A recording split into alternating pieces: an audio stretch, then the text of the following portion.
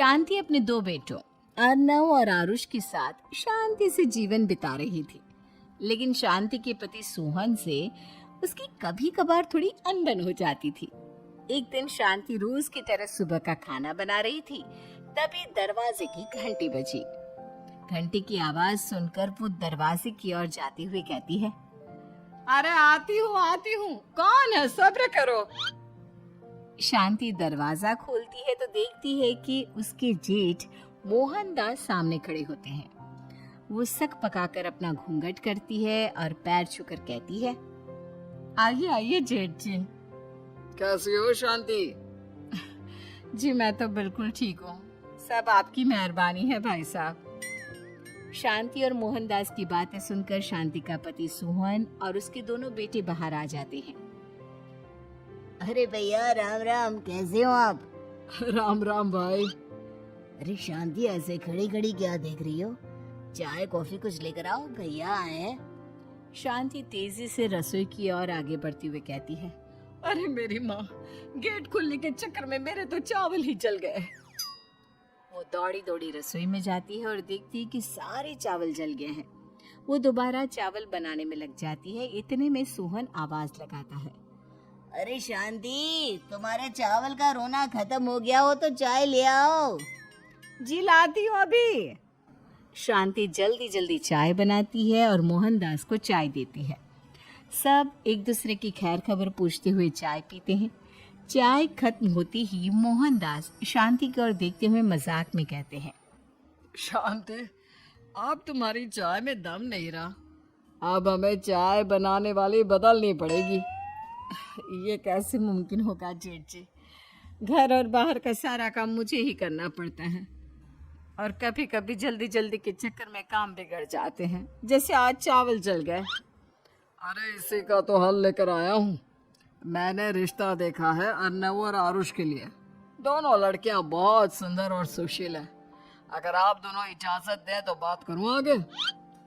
सोहन और शांति रिश्ते की बात सुनकर कहते हैं, अब ठीक है, बात चलाइए ना भैया, पर पहले लड़की के बारे में कुछ बताइए तो सही।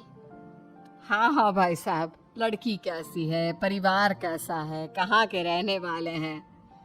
देखो, परिवार तो बहुत अच्छा है, पर वे दोनों लोग बहुत गरीब हैं। दहेज में कुछ मिलेगा नहीं। अरे हमें दहेज में कुछ चाहिए भी नहीं, बस लड़की संस्कारी होनी चाहिए। एक लड़की तो पढ़ी लिखी है और शहर की रहने वाली है, पर दूसरी अपनी गरीबी की वजह से पढ़ नहीं सकी और गांव में रहती है। लेकिन दोनों है बहुत खूबसूरत। अगर तुम सबको देखते ही पसंद ना आ जाए तो मेरा नाम बदल देना। हाँ, पर तो हम आंखें मूंद कर भरोसा कर सकते हैं भैया। आप आगे बात चलाइए, हम शादी करने को तैयार हैं। कुछ ही दिन में अर्नव और आरुष की शादी हो जाती है। आरुष की शादी अनपढ़ लड़की मंजरी से हो जाती है, जो कि बहुत भोली भी होती है, और अर्नव की शादी पढ़ी लिखी लड़की तनुजा से हो जाती है, जो कि घमंडी और चालू होती है। एक दिन मंजरी घर के काम कर रही थी कि अचानक शांति उसे आवाज लगाती है, बड़ी बहू, ओ बड़ी बहू, मंजरी जल्दी यहाँ आओ। मंजरी जल्दी जल्दी शांति के पास जाती है। बेटा मेरे पैर दबा दे, बहुत दर्द हो रहा है। जी माँ जी, बस बर्तन धोकर आती हूँ। अरे बैठ यहाँ, मेरे पैर में बहुत तेज दर्द हो रहा है। बर्तन छोटी बहू धो लेगी। मंजरी शांति के पैर दबाने लगती है तो शांति तनुजा को आवाज लगाती है, छोटी बहू, आ छोटी बहू। तनुजा थोड़ी देर से आराम से चलकर आती है। जी माँ जी, आपने बुलाया मुझे? आपको कोई काम था क्या? तू कुछ काम कर रही है या? शांति की बात काटते हुए तनुजा बोलती है, कुछ नहीं माँ, फोन पर अपने घर पर बात कर रही थी। अरे बाद में बात करियो अपने घर वालों से, पहले जाके बर्तन धो ले। तनुजा मुंह बनाते हुए अपनी जेठानी की ओर देखती है और मन ही मन कहती है, ये महारानी वहाँ बैठी है, ये नहीं कि बर्तन धो ले। मैंने इतनी पढ़ाई बर्तन धोने के लिए की थी क्या? तनुजा दांत पीसकर वहां से चली जाती है। अगले दिन सब दफ्तर चले जाते हैं, तभी डाकिया चिट्ठी लाता है। शांति चिट्ठी लेकर मंजरी से कहती है, बड़ी बहू, जरा छोटी बहू को बुलाना, एक चिट्ठी आई है। मेरी तो आंखें कमजोर हैं तो मुझसे पढ़ा नहीं जाएगा। मंजरी तनुजा के पास जाकर कहती है, तनुजा तुम्हें माँ जी बुला रही हैं। मुझ पर हुक्म मत चलाओ, काम बताओ काम। अरे मैंने तुम पर कहाँ हुक्म चलाया, और हुक्म चला भी दूंगी तो क्या हुआ, तुम तो मेरी छोटी बहन की तरह हो ना। तुम जैसी अनपढ़ जाहिल और गांव की गवार मेरी बहन नहीं हो सकती। बेचारी मंजरी तनुजा की बात सुनकर अपना सा मुंह लेकर रह गई। कोई चिट्ठी आई है, माँ जी तुमसे पढ़वाना चाहती है, बस इसलिए बुला रही हैं। मुंह टेढ़ा करके तनुजा मंजरी का मजाक बनाती हुए कहती है, अनपढ़ कहीं की। तनुजा का ऐसा बर्ताव देखकर बड़ी बहू बहुत दुखी होती है। तनुजा को अपनी पढ़ाई का घमंड इतना हो गया कि अब वो घर के कोई काम नहीं करती और अपनी जेठानी का मजाक बनाती रहती। तनुजा का ये बर्ताव अब उसकी सास को भी नजर आने लगा था। एक दिन शांति ने अपनी बड़ी बहू से कहा, मंजरी, तनुजा हर समय तुम्हारा मजाक उड़ाती है, तुम्हें गुस्सा नहीं आता क्या? आता तो है माँ जी, लेकिन मैं क्या करूं? जब भी उसे कुछ बोलती हूँ वो और भी जली कटी बातें मुझे सुनाकर चली जाती है। मैं उसे अपनी छोटी बहन की तरह प्यार करती हूँ, लेकिन उसके दिल में मेरे लिए कोई इज्जत नहीं। बहू, तूने वो कहावत सुनी है, जुल्म करने वाले से ज्यादा जुल्म सहने वाला अपराधी होता है। मंजरी अपनी सास का इशारा समझ जाती है। वो अपनी देवरानी को सबक सिखाने की ठान लेती है और एक दिन शांति अपनी दोनों बहुओं के साथ बैठी थी तो शांति अपनी बड़ी बहू से पूछती है, अरे बहू, शाम होने को है, कुछ सोचा है क्या बनेगा खाने में?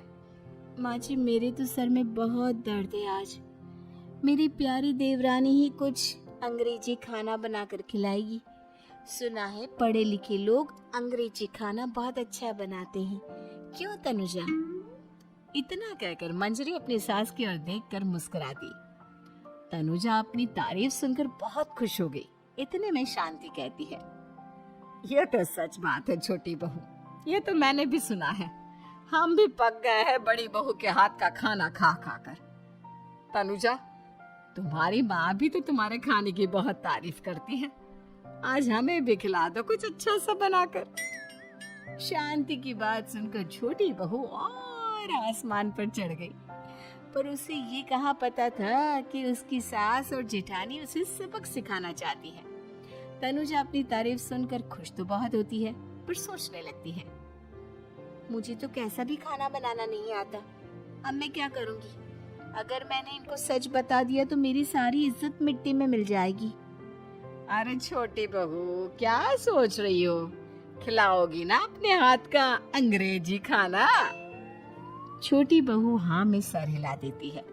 अचानक से उसके दिमाग में एक आइडिया आता है, मैं इंटरनेट से देखकर कुछ बना लेती हूँ, मेरी वाहवाही पूरे घर में हो जाएगी। मुझे कौन सा रोज रोज बनाना है।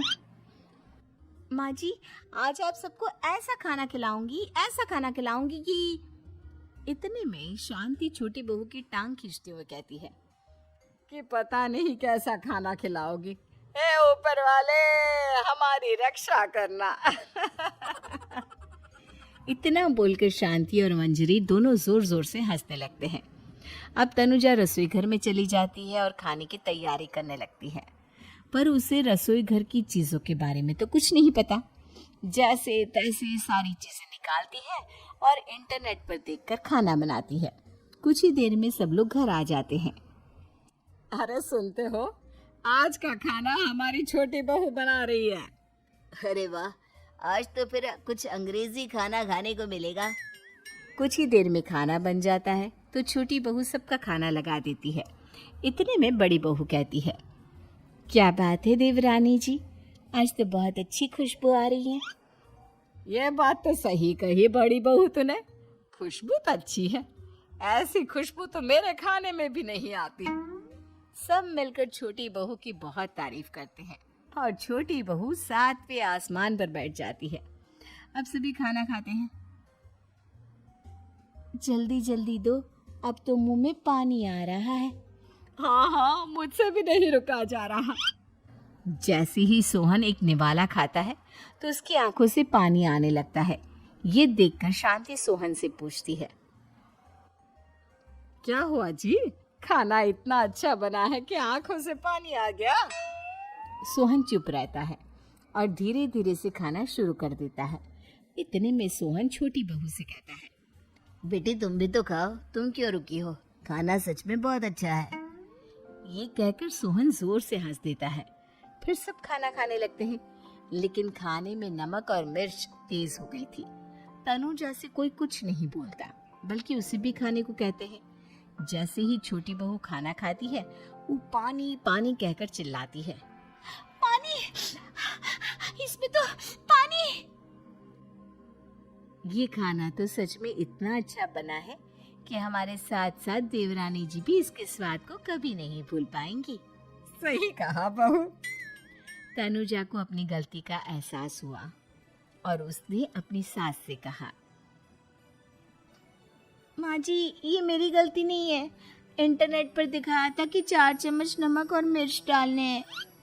अब मंजरी को भी मौका मिल गया और उसने तनुजा पर तंज कसा। नाच न जाने आंगन टेढ़ा, हर जगह अपनी पढ़ाई दिखाती हो, दूसरों का मजाक उड़ाती हो। अब पता चला ना, हर चीज में पढ़ाई काम नहीं आती।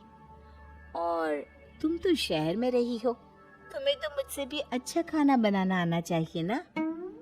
बेटा, अगर तूने ठीक से सब सीखा होता तो आज तुझे शर्मिंदा नहीं होना पड़ता। बात शहर या गांव की नहीं होती।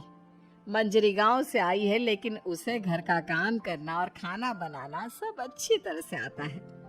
तुम शहर में रही हो, तुमने ये सब क्यों नहीं सीखा?